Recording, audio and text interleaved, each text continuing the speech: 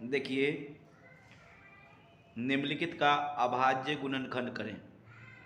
इसका करना है अभाज्य गुणनखंड। ओके, अभाज्य गुणनखंड कैसे करेंगे इसको सीखना है। अभाज्य गुणनखंड कैसे करते हैं, जैसे 124 का अभाज्य गुणनखंड करना है, 124 का अभाज्य गुणनखंड करना है। तो देखिए पहले ध्यान से, इसको 124 है, इसमें पहले भाग लगाएंगे, कितना से लगेगा, 2 से, 2 छक 12, 2 दूना 4, फिर कितना से लगाएंगे, 2 से, 2 से कितना लगा, 2 तिया 6, 2 इकाई 2। अब अभाज्य संख्या आ गया 31, 31। अब इसमें भाग नहीं लगेगा, अतः 124 का अभाज्य गुणनखंड, अभाज्य गुणनखंड कितना आया, 2 गुने 2 गुने 31। ओके, ठीक है ना, ये आपका आंसर हो गया। इसको आप ऐसे भी लिख सकते हैं, 2 के पावर 2 अगुने 31। ठीक है, ये भी आप लिख सकते हैं, ये घात के रूप में हो गया। इसमें 2 का घात कितना आया, 2 है। ठीक है, उसी तरह 2 नंबर क्वेश्चन है, 156 का अभाज्य गुणनखंड करना है। तो इसमें क्या लिखेंगे, लिखेंगे 156, इसमें कितना से लगाएंगे, 2 से, तो 2 से 2 सते 14, एक हासिल, एक कैरी, एक शेष बचा, और 6 तेरह 2 अठे 16, फिर कितना से लगेगा, 2 से, 2 तिया 6, 2 नमा 8, 2 नमा 18। ओके, 2 तिया 6 और 2 नमा 18। अब इसमें कितना से लगेगा, 3 से, 13 तिया 39। अब अभाज्य संख्या आ गया, अब इसमें डिवाइड नहीं लगेगा। अब क्या लिखेंगे, 156 का अभाज्य गुणनखंड, अभाज्य गुणनखंड, इसमें इस गुणनखंड में जितना भी खंड आएगा वो सब क्या होगा, अभाज्य संख्या आएगा। यानी 2 गुना 2 गुना 3 गुना 13, इसको 2 कितना बार आया, 2 बार, इसलिए 2 के पावर 2 गुने 3 गुने 13। एक इसमें क्वेश्चन है, ये 5005, ये आपको बार बार कंफ्यूजन में डालेगा 1001 आकर के, उसको समझ लीजिए, पहले उसको देखिए, बनाकर बता देते हैं आपको, समझिए ध्यान से। ये चौथा नंबर, और 140 बना लीजिएगा, 32,760 आप खुद से बना लीजिएगा। इसको देखिए, इसको बता देते हैं, 5005, इसको अभाज्य गुणनखंड करना है इसका, तो इसमें आप कितना से लगाएंगे, 5 से लगाइए पहले, एक बार में 0 0 1। अब इसमें कितना से लगेगा, इसमें आपको लग जाएगा 7 से, 7 से लगाइएगा एक बार में।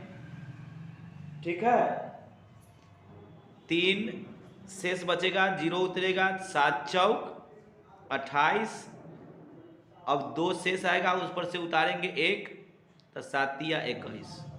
ठीक है, आप अलग डिवाइड करके अभी आपको बता देते हैं, देखिए यहाँ डिवाइड करके बता देते हैं आपको, समझ लीजिए।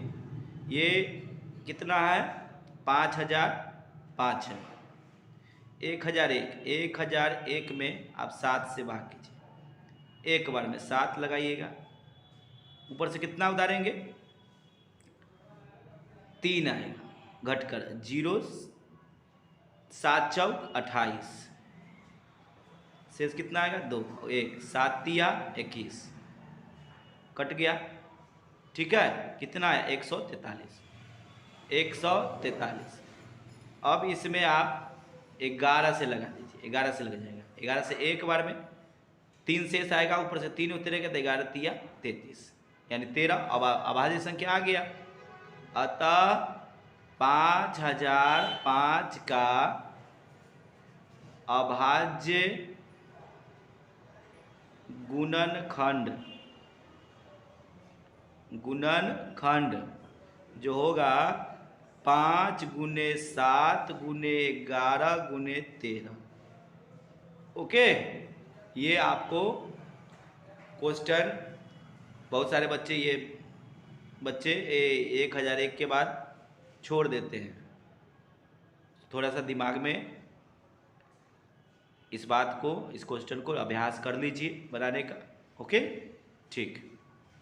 अब देखिए अभाज्य गुणनखंड विधि। अभाज्य गुणनखंड विधि से निम्नलिखित के मौसा और लसा निकालना है। पहला क्वेश्चन आपका है 6 और 20। पहले इसको भाग विधि से आपको बता देते हैं।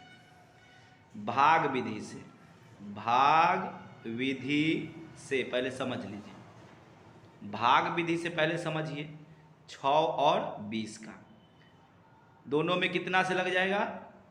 2 से। 2 तिया 6 और 2 दहाई के 20।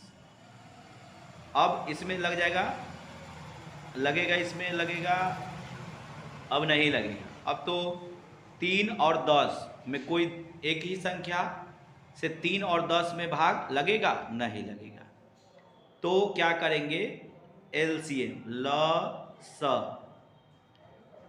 जो निकलेगा 2 गुने 3 गुने 10, कितना आ जाएगा? 3 दूना 6 और 10 छक 60। 60 आपका आ गया। अब मौसा निकालेंगे तो 20 है और 6, इसका मौसा निकालना है तो 6 से लगाएंगे, 6 त्रिक 18। अब शेष कितना आया? 2। अब ये 6 यहाँ उतरेगा, 2 तिया 6, कट गया। ओके, अब ये हो गया, ठीक है। ये आ गया मौसा। मौसा जो मेरा आया वो क्या आया? 2 आया। ये भाग विधि से लौसा हो गया, ये भाग विधि से मौसा हो गया। अब हम लोग बनाएंगे गुणनखंडन विधि से। इसी क्वेश्चन को गुणनखंडन विधि से लौसा और मौसा दोनों निकालेंगे। देखिए गुणनखंडन विधि, गुणनखंडन विधि से लौसा और मौसा कैसे निकलेगा? तो देखिए लिखेंगे 6 का अभाज्य गुणनखंड, 6 का अभाज्य गुणनखंड, गुणनखंड, ठीक। 6 का अभाज्य गुणनखंड, 6 में पर कितना से लगेगा? 2 से। 2 3 जा 6, 3 से 3 इकाई 3, यानी 2 गुने 3, 2 का पावर 1 आया, 3 का पावर 1 आया। अब लिखेंगे 20 का अभाज्य गुणनखंड। 6 और 20 का ही मौसा निकाल रहे हैं लौसा, इसलिए 6 और 20 का अभाज्य गुणनखंड लिख रहे हैं, गुणनखंड, ठीक है। 20 का जब गुणनखंड करेंगे क्या लिखेंगे? 20 में कितना से लगाएंगे? 2 से।